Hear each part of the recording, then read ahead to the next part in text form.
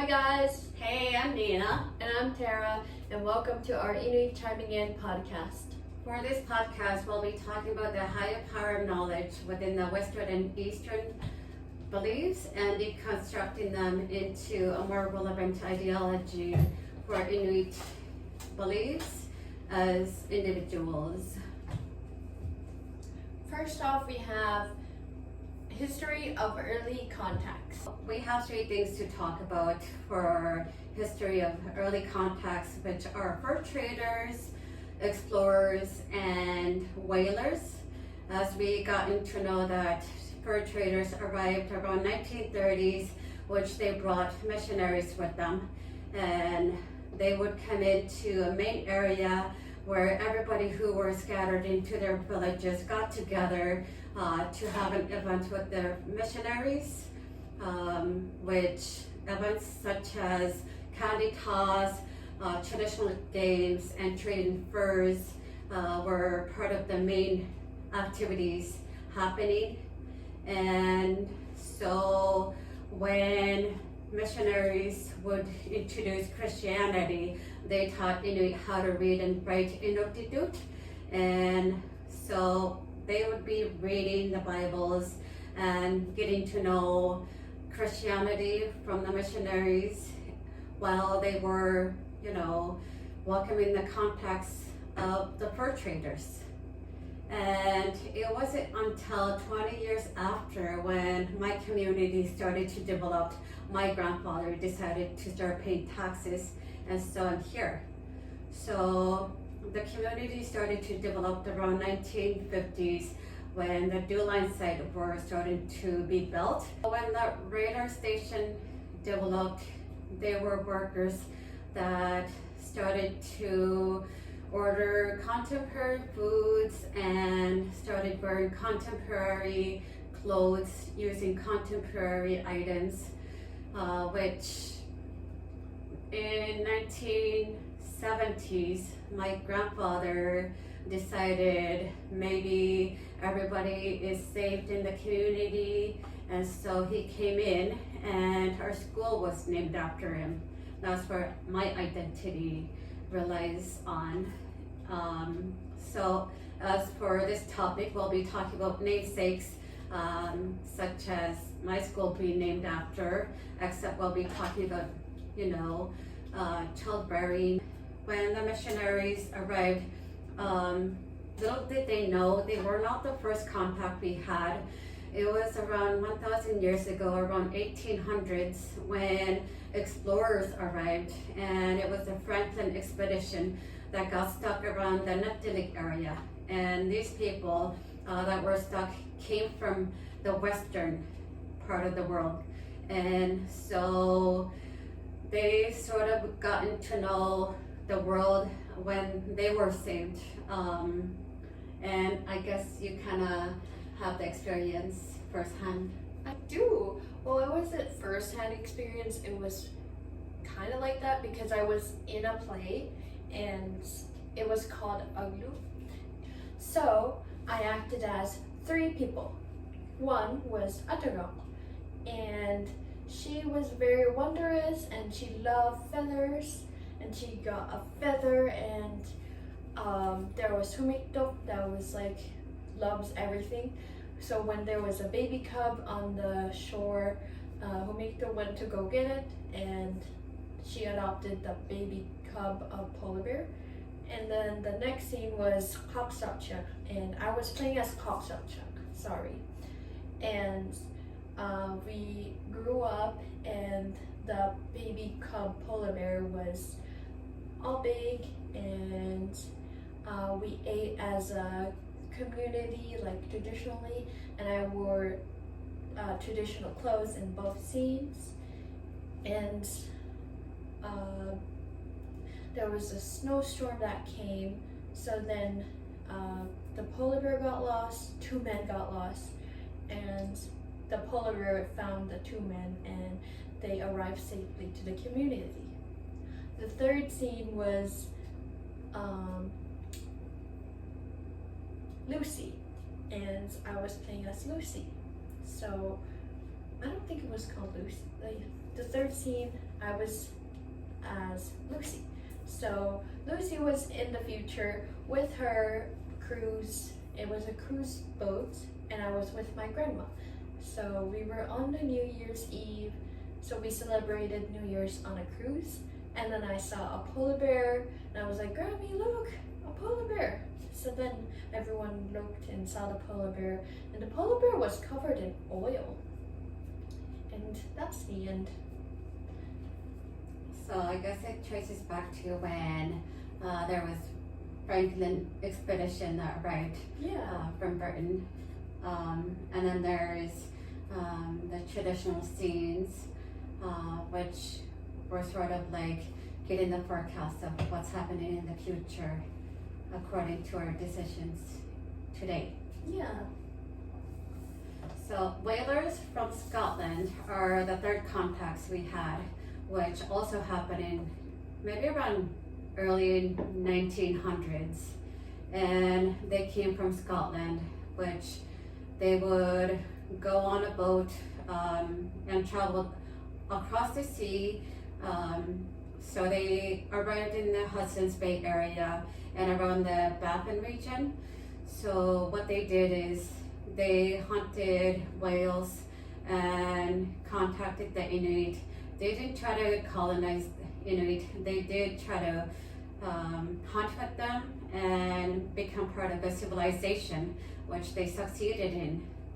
When they hunted with the Inuit, they took in the skills that they had. They started wearing the Inuit traditional clothes and started to eat Inuit culture food with the Inuit group. And so they would go back to their main area in Scotland, and they would gather items and bring back like needles, threads, and other things like materials. So it was really like a hard experience, or like a hard process to create needles out of bones, and a long process to create threads out of caribou skin. And the materials were from hunting, and so these things that they brought with them made it easier for them to create their customary clothings in the harsh weather. These are the early contacts we have in the Inuit timeline. Next, we have historical perspectives, which are land-based lessons and oral histories. So Inuit learned land skills through lesson and learning and stories telling. So basically, they had to know how to survive in the weather there is in Nunavut. They were sharing their knowledge by teaching and demonstrating their knowledge to the younger generation. They would share storytelling. It could be by anyone, but it was mostly by elders. Learning skill by actually doing the skill and actually demonstrating the skill by learning from someone they learned from. Girls would learn how to sew and patch up any holes there is. Girls would learn how to sew, so they would learn how to make the garment. They would also learn how to patch up a hole in the garment. And boys learned how to hunt by hunting like walrus, seal, whales, polar bear, and caribou, as well as fish. They would learn how to put up a camp as well as a community together. And Inuktitut is not just a language, it is also a baseline to learn Inuit knowledge. Land skills lesson learning is teaching ways in Inuit learning experiences, including constellations and instructional directions, sometimes with legend stories and how constellations formed, and connecting the stories to their journey in order to go traveling or to go hunting for food. One of which is the Northern Star in our legend stories. So the North Star refers to a man that went hunting and came back into the village. And there were 3 polar bears waiting for him near the snow house. As he went to the door, one polar bear started to chase him. So he went around the igloo biga, and as he neared the door, the other one started to chase him, so he took another lap. And for him to go in the door, he went around the igloo, and the third one started to chase him. So he went for another lap. Out of fright, he started to levitate from the ground, and he ran and ran until he was up in the sky. And the star is known as the birth of Jesus in Christianity, whereas in Inuit beliefs, it's the man who went hunting and chased by the polar bear. And the 3 polar bears are known as the 3 kings. The next star we have is Sedna. So Sedna grew up having an engagement marriage with someone, but she never got married. And there was a guy that kept visiting her in the community. And so eventually they got married and moved in together. So the father got frustrated by her because she was originally arranged to marry someone and not the guy that she's with. So the father went to go get her by boat, and she was forced out of the community and onto her father's boat to go back to their community to go to her proper arranged marriage. And the father was scolding Sedna, and out of frustration, the father pushed off Sedna off the boat. And Sedna was hanging off the boat. Her fingers were tightly holding on, but her father chopped them off. And so she caught it by her wrist, and her wrist got chopped off. So she drowned, but then her fingers became the sea animals we have now, and she was very admired by the whales. So she got a whale tail, and she became the sea goddess. So she learned land skills, and she got a tattoo over here on her chin. That means she's ready to marry, and she's gonna get married. The one on her cheeks means that she knows how to communicate well to the animals. And on the forehead, it means how sharp she is to communicate with animals. And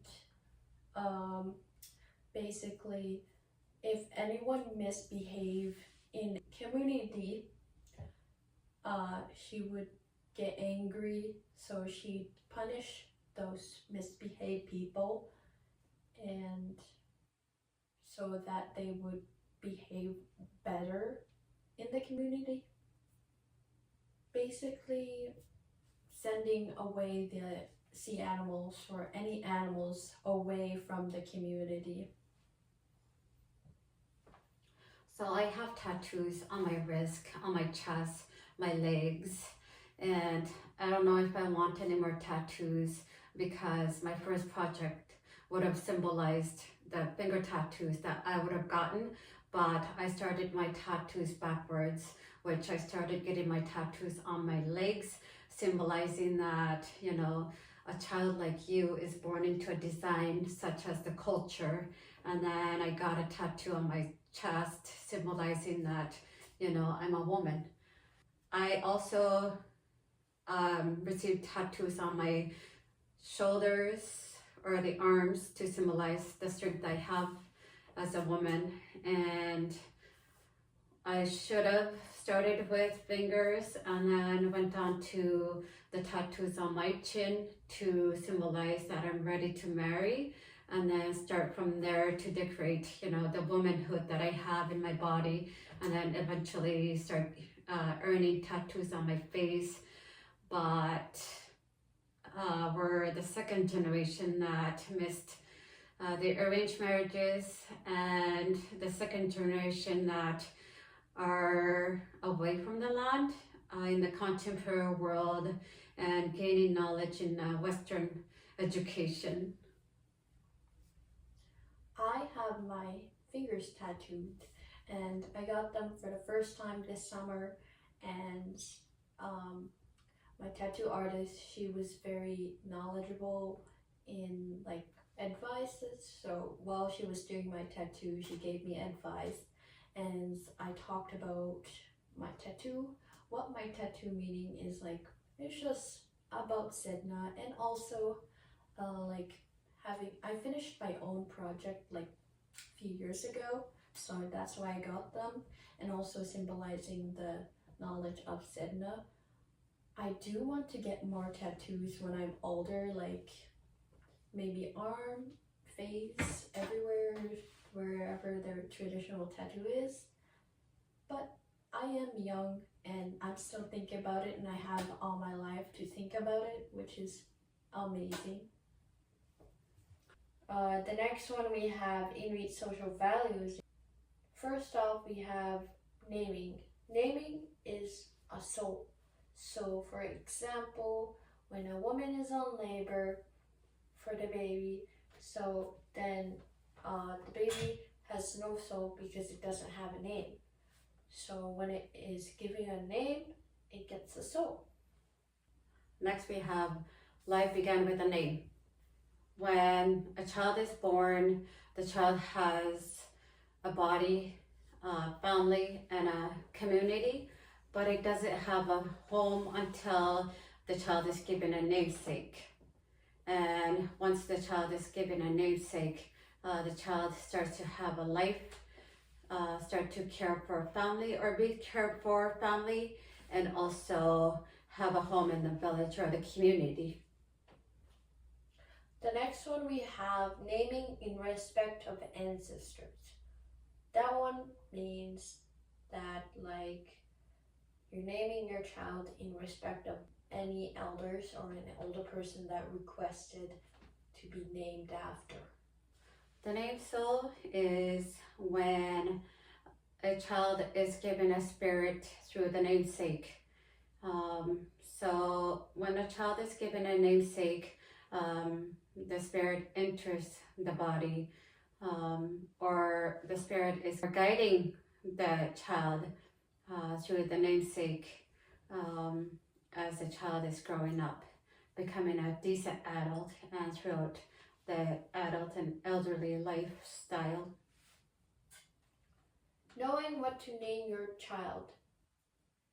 That one means that a parent knows what to name their child is either because they had a dream about a specific person, or an elder requested to have a name by their elders. Naming as a comfort to the bereaved. Namesakes were used as healing processes when there's grievance within the family, and a person that passed on is considered continuing to live when the child is given the namesake. And it really helps people to regain their strength, their loved ones, and their community when a person that passed on is back into the community through the namesake. The next one is different naming customs. That one is similar to knowing what to name your child. So it just means like, for example, namesakes. That one is by shamanistic practices where a shaman goes into their spiritual world and communicate to the ancestor that is the namesake for the child. I won't say which area of Inuit is in respect of them. The next one is Ukusiksarik. They wait until one winter to start using the namesake. There is another one where Sanikilwa, they name their child while an elder is still born, or is still alive. Knowledge of the previous incarnation is when a child is obtaining a characteristic that is beyond their knowledge, as the namesake is taking over the child through the characteristics that the child is presenting. Or when a child is gaining skills and knowledge and is encouraged to learn what the ancestry skills and knowledge they had through their namesake by imitating their knowledge and skills. The next one is complicity of the name. That one just basically means like if an elder dies, the name is passed on to many different babies. Multiple names. People were encouraged to have multiple names so that their namesakes are protecting their people. And the more people had the same namesake, the better they worked together as a village or a community. And the namesakes really helped them to thrive in their community through their skills, their knowledge, and their values. And it's a shared custom within the people, which creates kinships amongst families, communities, and, in a culture.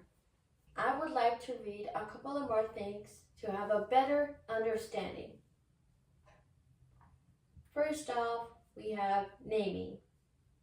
A woman was in labor and preparing for birth. The unborn child had been given a name but wouldn't come.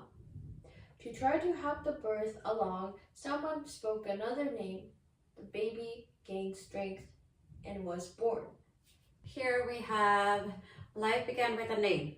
A child is born incomplete with a body and a soul, but no name. In order for it to live, its relatives must name it.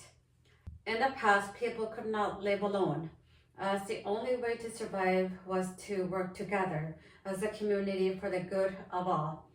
A person named defined his place in the country before it had been named. A child did not really exist.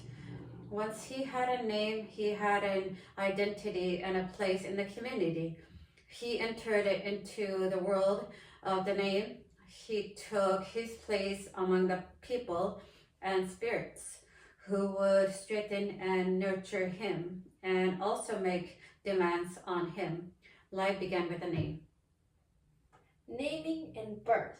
The child is a kind of soul. It enters the body at the moment of birth or at the moment of naming. If the name has been chosen after the birth, during her labor, the mother might say, I wish Inuk. Eager to get its name, would move itself quickly outwards. If the wrong name was given, the child before labor would cease. The child would refuse to be born. If the labor became difficult, she might say, Where is the one who wants the name? Different names then be repeated until the child was born. Naming and respecting the wishes of ancestors. If the child would not stop crying, an evil spirit was present with the child and would have to be expelled by a new name. Different names were tried until the crying stopped. If given the wrong name after birth, the child would die, as the wishes of the ancestors had been disregarded. Harm came to anyone who defied the request of the dying, as the name, normally a protector, could turn against the person who broke the rules of life. If a person didn't listen to a person's words, he would have a hard time in the future or die young. Or one of his relatives would die, or his family or himself would die, or his little children would get sick. Namesakes. With the name came an element of spirit of the person after whom the child was named through the child. That spirit was giving a new life. An Inuit believes that when you name your child after the dead one lives again in the name. And the spirit of the dead one has a body again. Until the name had been given, the spirit is without a body. Knowing what to name a child. When a baby was about to be born, the expecting mother was receptive to any signs of the baby communicating its name to her. The thought of a particular deceased person may be persistent in her mind, or she may dream of someone. Naming a child after someone deceased can be a comfort to the family and friends of the deceased. Part of the purpose of naming is ease by bereavement. This is especially true when a hunter has failed to return after all efforts to find him have failed. The time has passed beyond which he could have been expected to survive. A newborn baby may be named after him. Knowledge of previous name incarnations. The child may have some knowledge of the previous incarnation of his name. There are reports of young children saying things that require knowledge beyond their experience, knowledge from the life of their namesakes. Complexity of the name. The name was complex. It was not presented in just one person, but helped everyone who bore it. If a respected elder died and many babies were named after her, her adit would be presented in all of them. Added to her influence was that of the person she herself was named after, and also of everyone else who ever had the name. Each new person bearing the name gets more protectors as more people gets the name. Multiple names. Other people may add names to the one the infant already has. Men had as many names as possible. For more numerous their names, the more protection they had. Women also had many names as possible. This was so that their sons would be born to a strong mother. I would like to give you a little bit of insight about my namesake, Abita. That's my middle name, who was my biological auntie. And she was a professional seamstress who was really creative. And I've been fortunate to be encouraged to obtain those skills and knowledge that she had. And so I have had so many opportunities to be creative and complete so many projects with my sewing skills that I was able to learn. So the first of the day is Isaiah 4-10, and it says, So do not fear, for I am with you, for courage. And that, I think, is a message for our Inuit culture to thrive, even as things are changing. Because looking into the historical perspective can be a little fearing, especially because there is Jesus as a northern star symbolizing his birth, and the three kings. And behind the scenes, there's the man that ran away from the polar bears. And behind the scenes, it's a little fearful to say the northern star symbolizes the man in actual reality that we have. And the three kings symbolizes the three polar bears in a place where it's the harshest and the coldest place, and we need those knowledge. And this message to carry over gives that little bit of light that we believe in our own Inuit ways, which we call kaumayuk, meaning the light. My verse of the day is Psalm 118, chapter 24. The Lord has done it this very day for rejoicing. And that really means something good, because we have a culture and we should really embrace it and rejoice it and carry it on to the new generation and the older generation to share their knowledge to the younger generations like me. My namesakes are again, Gina Duga Akwabe Imawaitu. And Gina, she was very extrovert, extremely extrovert, and no one could ever be her because she was very, very extroverted. And then Dugok, she was very wise and very knowledgeable about a lot of things, as well as Akwapi. My mom had a dream about her. That's why I got the name. Imawaitu, that is my father's grandmother, and she was very loved by her whole entire family. And I am becoming all of them all together in this modern day, and I'm so glad, even though there's not much a lot, but I'm glad that I'm still carrying the culture and maybe influence one of you guys to carry the culture as well. So to go further into my namesakes, Angna is a kinship, Abita is my middle name, like I said. There's Gono, Gono, Gono, which are from Nauyat, Amikdok, and Tununak. And then there's Kuniksari, that was my grandmother's niece. There's Angnauya, that was my grandfather's Ike, as in sister-in-law. And in our culture, we're not exactly supposed to talk to our sister-in-laws.